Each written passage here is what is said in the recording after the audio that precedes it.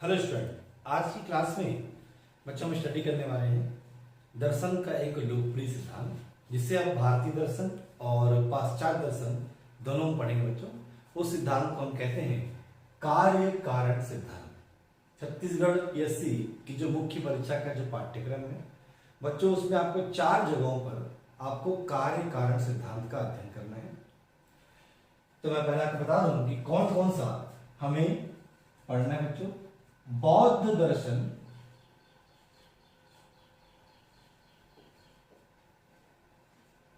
में बच्चों आप देखेंगे प्रतीत समुत्पात का सिद्धांत। तो ये जो बच्चों प्रतीत समुत्पात का जो अवधारणा है, यह बौद्ध धर्म का बच्चों कार्य कारण सिद्धांत है। इसी प्रकार आप देखेंगे बच्चों सांख्य दर्शन, जो हमने प्रीवियस वीडियो में अध्ययन किया था। सांख्य दर्शन के अंतर्गत जो कार्य कारण सिद्धांत है बच्चों, उसे कहते हैं सत्य कार्यवाद, जो आज की हमारे क्लास का मुख्य केंद्र बिंदु होगा। सत्य कार्यवाद सांख्य दर्शन। इसी प्रकार बच्चों न्याय दर्शन में कार्य कारण सिद्धांत को असत्य कार्यवाद कहा गया है। तो जैसा कि आप इसके नाम से देख रहे हैं बच्चों कि न्याय का कार्य कारण सिद्धांत सांख्य के कार्य कारण सिद्धांत के विलोम है या विरुद्ध में है। और इसके अलावा बच्चों आप पाश्चात्य दर्शन में, ठीक है, एक दार्शनिक पढ़ेंगे बच्चों अरस्तु, और अरस्तु का बच्चों आप पढ़ेंगे कारणता का सिद्धांत। तो पूरे सीजीपीएससी मुख्य परीक्षा की बात करूं मैं तो 4 जगहों पर आपको यह अध्ययन करता है बच्चों, कारणता का सिद्धांत। ये बच्चों आपके सीजीपीएससी मुख्य परीक्षा में 4 जगहों पर हमें विशेष रूप से अध्ययन करना है। वो है बच्चों कार्य कारण सिद्धांत। चूंकि बच्चों हम लोग प्रीवियस वीडियो में सांख्य दर्शन के अंतर्गत प्रश्नों पर चर्चा कर रहे थे, जहां पर आपने प्रकृति और पुरुष की अवधारणा का अध्ययन किया। हमने बच्चों सांख्य के जगत की उत्पत्ति का सिद्धांत पढ़ा, जिसे हम विकासवाद कहते हैं। परंतु बच्चों मुख्य परीक्षा में एक और टॉपिक है, वो है सांख्य दर्शन के अंतर्गत सत्य कार्यवाद। जैसा कि आप बोर्ड पे देख रहे हैं बच्चों, ये रहा सत्य कार्यवाद। तो अब आप समझ गए होंगे कि हमने आज की वीडियो का टॉपिक कार्य कारण सिद्धांत क्यों रखा है। ठीक बच्चों, और बिल्कुल हम लोग वैसे ही अध्ययन करेंगे। बच्चों हमारे आज का टॉपिक होगा कार्य कारण सिद्धांत के अंतर्गत सांख्य दर्शन पढ़ेंगे मुख्यतः, और सांख्य दर्शन में कार्य कारण सिद्धांत को सत्य कार्यवाद कहा गया है। आप सीजीपीएससी मुख्य परीक्षा के सिलेबस को दे सकते हैं बच्चों। तो और मेरा यह दृष्टिकोण है बच्चों कि सत्य कार्यवाद सीजीपीएससी में 8 नंबर पर पूछा जा सकता है। ठीक है, पूछा जा चुका भी है बच्चों। तो 8 नंबर के हिसाब से हम इस सत्य कार्यवाद को बच्चों फ्रेम करना सीखेंगे। ठीक है, इसके पहले कि हम सांख्य के सत्य कार्यवाद का अध्ययन करें बच्चों, सबसे पहले हम ये देखते हैं कि दर्शन में कार्य कारण सिद्धांत है क्या। उसके बाद बच्चों हम मूव करेंगे सांख्य दर्शन के सत्य कार्यवाद पर। आइए देखते हैं कि ये कार्य कारण सिद्धांत क्या है। जैसा कि बच्चों आपने विज्ञान में, साइंस में पढ़ा होगा बच्चों कि जब भी कोई घटना घटती है, यानी जब भी कोई इंसिडेंट होता है, कोई घटना घटती है, तो उसके पीछे कोई ना कोई बच्चों कारण अवश्य होता है। कोई भी घटना इस जगत में ऐसी नहीं है जिसका कारण ना हो। ठीक है, और यही सिद्धांत दर्शन का कार्य कारण सिद्धांत कहलाता है, जो बेहद महत्वपूर्ण है। और बच्चों कार्य कारण सिद्धांत पर विशेष रूप से न्याय दर्शन में कार्य किया गया है बच्चों। तो ये देखते हैं कार्य कारण सिद्धांत। तो कार्य यानी फंक्शन। बच्चों दर्शन कहता है मुख्यतः किसी भी कार्य के 2 प्रकार के कारक होते हैं या कारण होते हैं।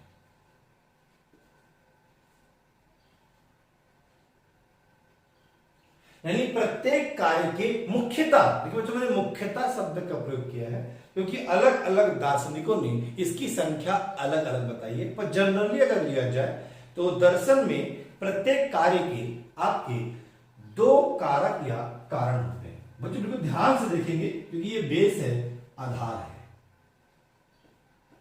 एक होता है बच्चों उपादान कारक और एक होता है निमित्त कारक।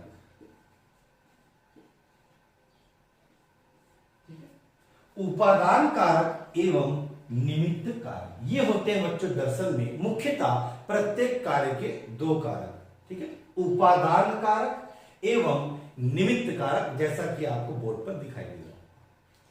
अब आप ये कहेंगे सर ये किस प्रकार है बच्चों, तो इसे हम एक उदाहरण के द्वारा समझने का प्रयास करते हैं, तो बच्चों आपको ये स्पष्ट हो जाएगा।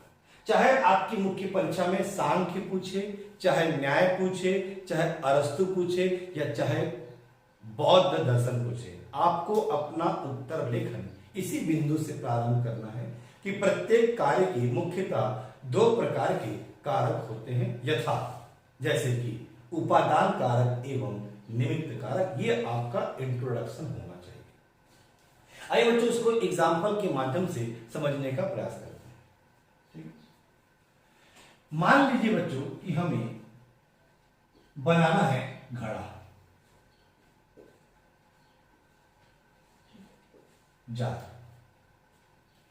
बच्चों अगर हमको घड़ा बनाना है, घड़ा एक कार्य ले लेते हैं। ठीक है बच्चों, जानबूझकर मैंने यही उदाहरण लिया है क्योंकि ये दर्शन का लोकप्रिय उदाहरण है।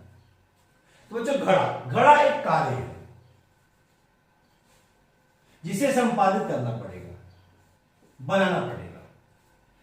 और अगर बच्चों का ऐसा पूछूं कि घड़ा बनाने के लिए किस वस्तु की आवश्यकता है, तो आपका उत्तर होगा सर मिट्टी।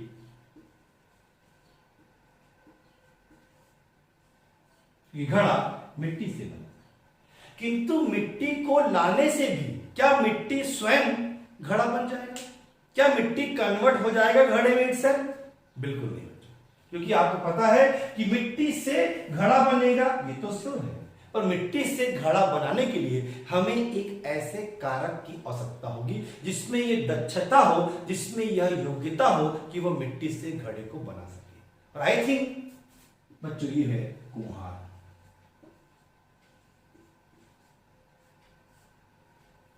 तो आप देख रहे हैं बच्चों कि घड़ा रूपी कार्य के दो कारक हैं, एक मिट्टी जिससे वो घड़ा बनेगा और एक जो घड़ा को बनाएगा जिसमें वो दक्षता वह योग्यता है। और बच्चों वह दक्षता और योग्यता कुम्हार में, कुम्हार दक्ष है कि वो मिट्टी से घड़ा बना सकता है। तो आप देखें बच्चों कि घड़ा रूपी कार्य के हमें दो कारक दिखाई दे रहे हैं। ठीक है, और जो यही क्रमशः ये जो मिट्टी है बच्चों यही आपका उपादान कारक है, और बच्चों ये जो कुम्हार है ये आपका निमित्त कारक है। तो इस उदाहरण के माध्यम से अब आप समझ गए होंगे बच्चों कि उपादान और निमित्त का अर्थ क्या है। आप इसे और भी एग्जाम्पल देकर समझा सकते हैं बच्चों, परंतु मैंने जानबूझकर घड़ा वाला एग्जाम्पल लिया है क्योंकि दर्शन में इसी एग्जाम्पल का, इसी उदाहरण का ही प्रयोग किया जाता है। तो परीक्षा हॉल में जब आप लिखें तो आप जनरली घड़ा और मिट्टी वाला एग्जाम्पल ही देंगे। आप दूध और दही ले सकते हैं, आप फर्नीचर, टेबल, कुर्सी, बढ़ई ले सकते हैं, बहुत सारे एग्जाम्पल है आपके पास। बच्चों आई थिंक आप समझ गए होंगे कि प्रत्येक कार्य के मुख्यतः दो प्रकार के कारक होते हैं। ये आपको समझ आ गया होगा इस घड़ा वाले एग्जाम्पल से। क्लियर?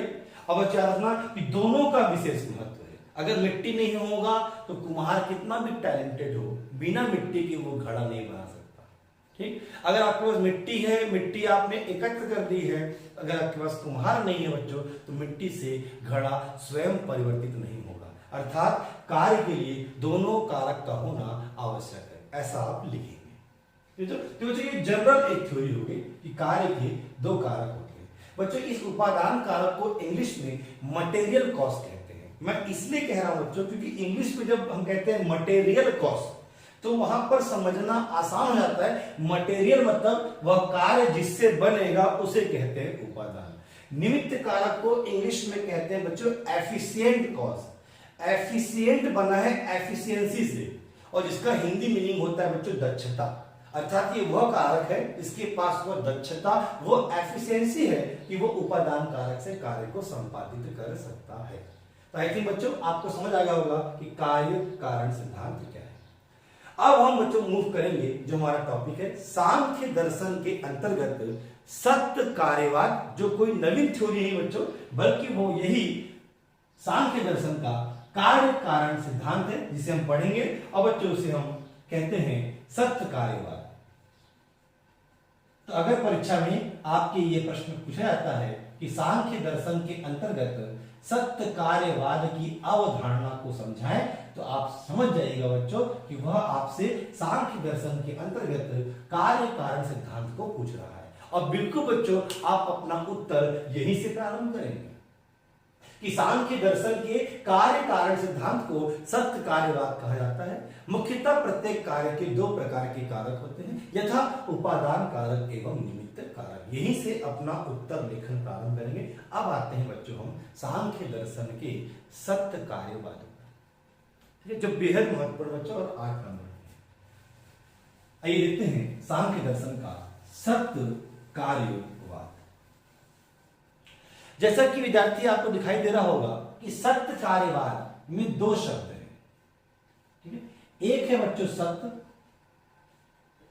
और एक है आपका कार्य। अब बच्चों वाद का मतलब तो कॉन्सेप्ट होता है, तो दो शब्द है सत्य और आपका कार्य। बच्चों कार्य ये तो हम जानते हैं, सत्य का अभिप्राय होता है कि जिसकी सत्ता या अस्तित्व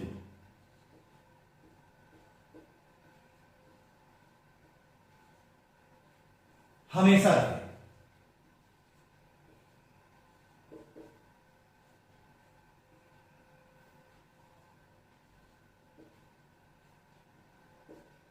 जैसे बच्चों हम लोग ईश्वर को कहते हैं सच्चिदानंद।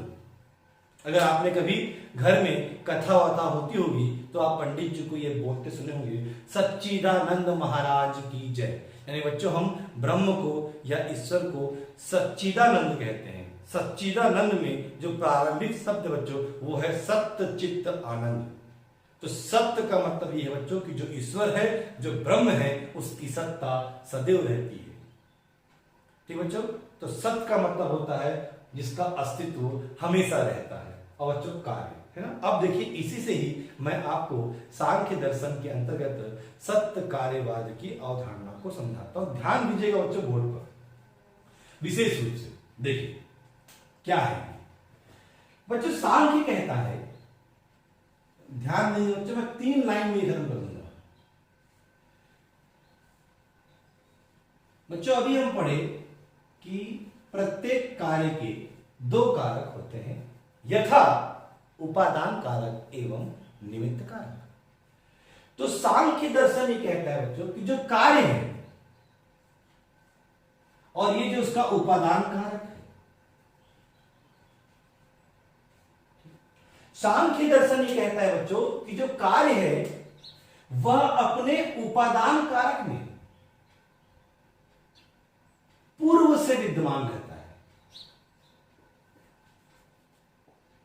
समझाता हूं बच्चों इसका मीनिंग क्या।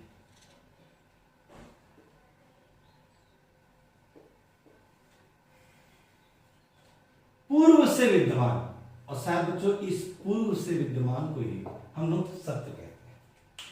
सांख्य यहां पर ये कह रहा है कि जो कार्य है वह पहले से अपने उपादान कारक में विद्यमान रहता है, एग्जिस्ट करता है, प्री एग्जिस्ट, पूर्व से विद्यमान है। और उसी शब्द के लिए बच्चों हम लोग प्रयोग करते हैं क्या, सत्य। तो सांख्य कहता है कि कार्य जो है वह अपने उपादान कारक में पहले से सत्य है, पूर्व से विद्यमान है।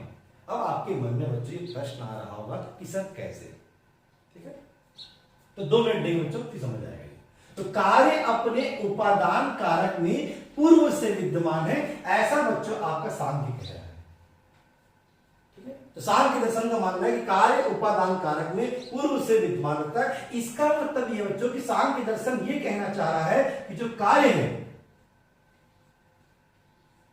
वो कोई नवीन रचना नहीं है,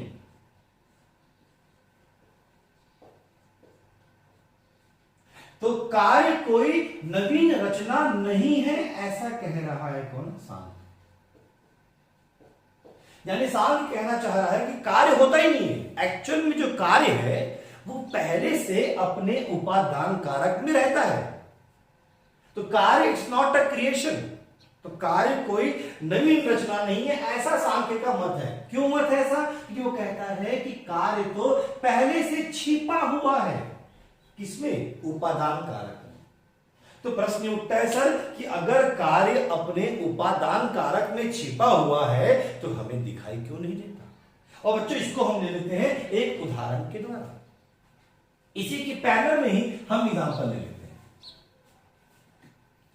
अब बच्चों एग्जांपल है आपका घड़ा। मैंने तो पहले कहा है कि आप एग्जांपल घड़ा और ले लेते हैं बच्चों किसका? मिट्टी।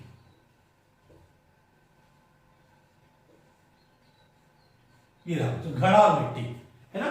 तो क्या कह रहा है सांख्य कि कार्य अपने उपादान कारक में पूर्व से विद्यमान है, अर्थात ये जो घड़ा है वो मिट्टी में पहले से है, ये कहना चाह रहा है सांख्य। परंतु बच्चों मिट्टी को देखने पर भी हमें घड़ा दिखाई नहीं देता। क्यों नहीं दिखाई देता? अगर मिट्टी में घड़ा पहले से है तो हमें दिखाई देना चाहिए। तो इसके प्रत्युत्तर में सांख्य कहता है ये जो घड़ा है वह अपने मिट्टी में अव्यक्त रूप में है।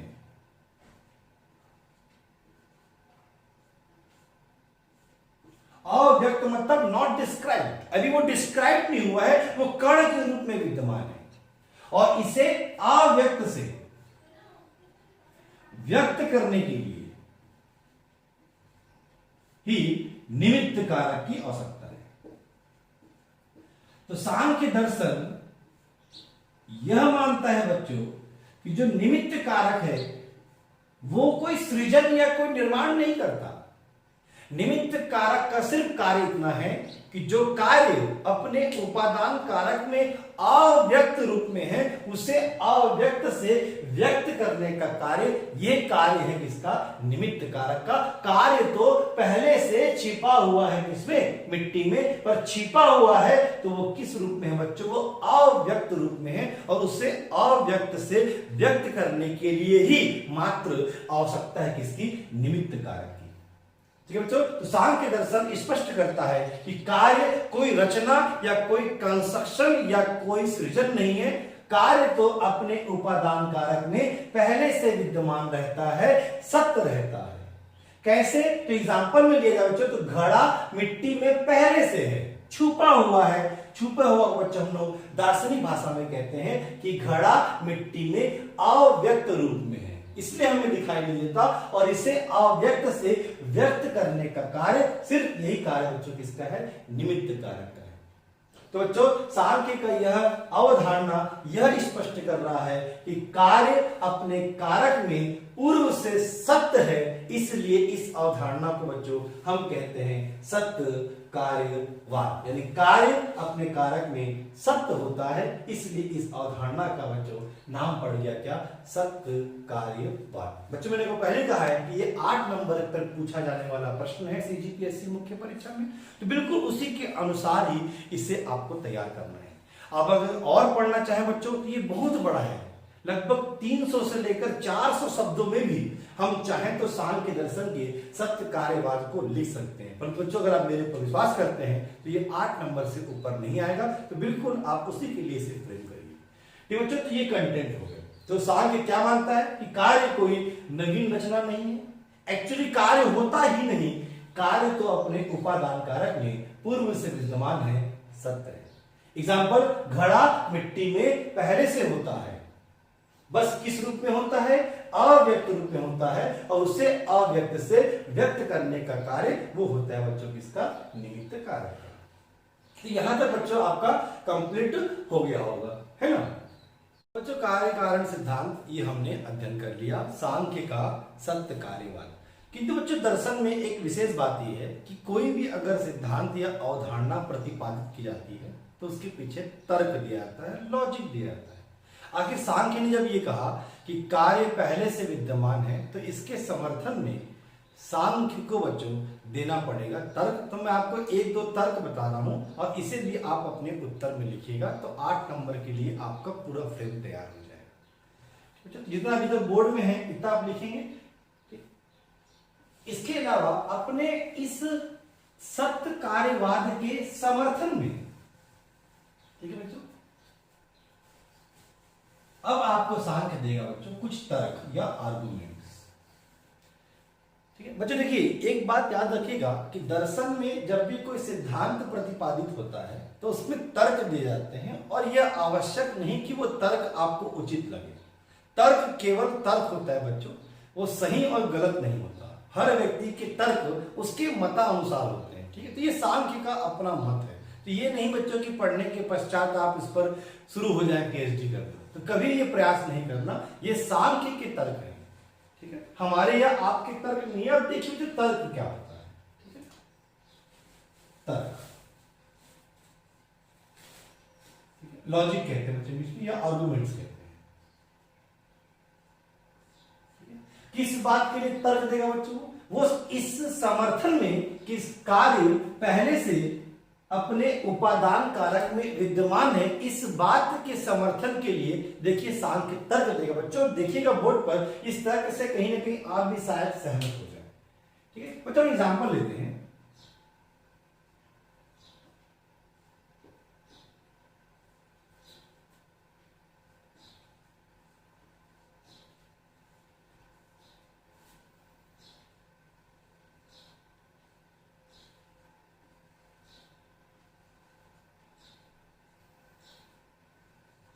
दो तीन एग्जाम्पल ले लेते हैं बच्चों।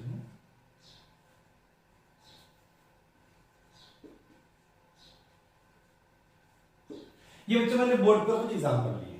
ठीक है, जो एग्जाम्पल है बच्चों कार्य के और उनके उपादान कारक के। जैसे बच्चों घड़ा और मिट्टी। जैसे आपको दही जमाना है तो बच्चों दूध, आपको तेल निकालना है तो बच्चों आपका बीज। ये मैंने कुछ एग्जाम्पल लिए बच्चों सांख्य के अनुसार। तो सांख्य का तर्क देखिएगा। सांख्य कहता है कि मैं मान लेता हूं कि कार्य अपने उपादान कारक में पूर्व से विद्यमान नहीं, मान लिया।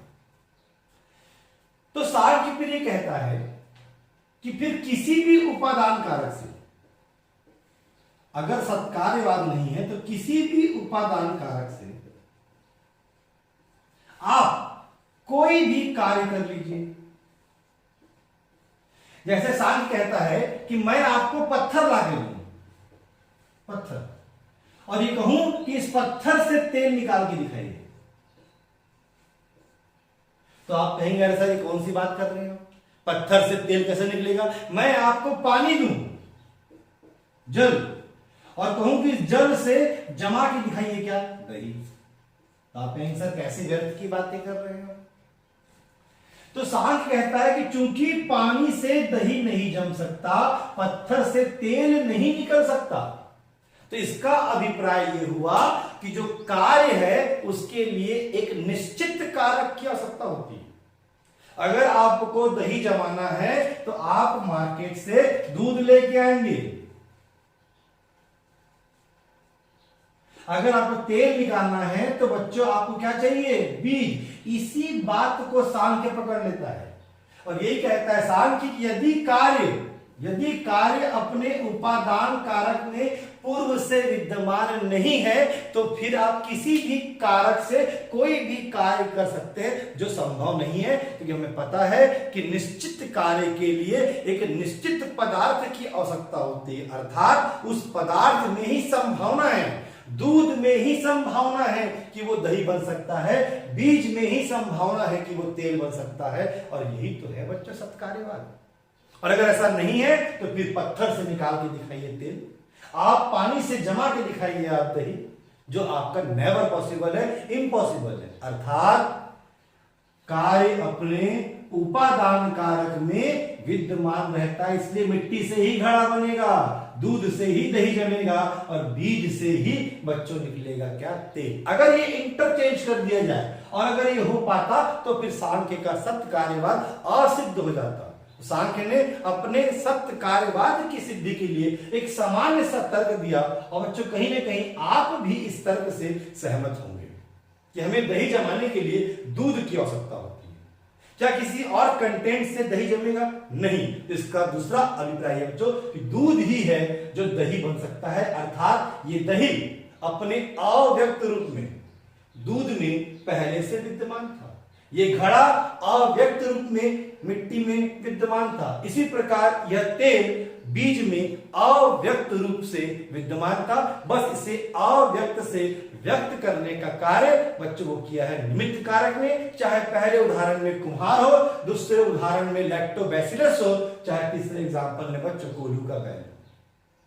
तो इन सबकी भूमिका बस ये है कि अव्यक्त से उसे व्यक्त कर दिया जाए बच्चों। तो इस तर्क को आप अपने उत्तर में अवश्य लिखें। इससे बच्चों आपका उत्तर 8 नंबर के बिहार पर पूर्ण हो जाता है। इस तर्क का आप प्रयोग करेंगे। तर्क ये है कि निश्चित कार्य हेतु निश्चित उपादान कारक की आवश्यकता इस बात की सिद्धि करता है कि उस निश्चित कारक में ही उस निश्चित कारक में ही वह कार्य करने की संभावना विद्यमान है। अर्थात जो कार्य है वह अपने पदार्थ में, अपने उपादान कारक में पूर्व से विद्यमान है बच्चों। यही है आपके सांख्य का क्या बच्चों? सत्य कार्यवाद।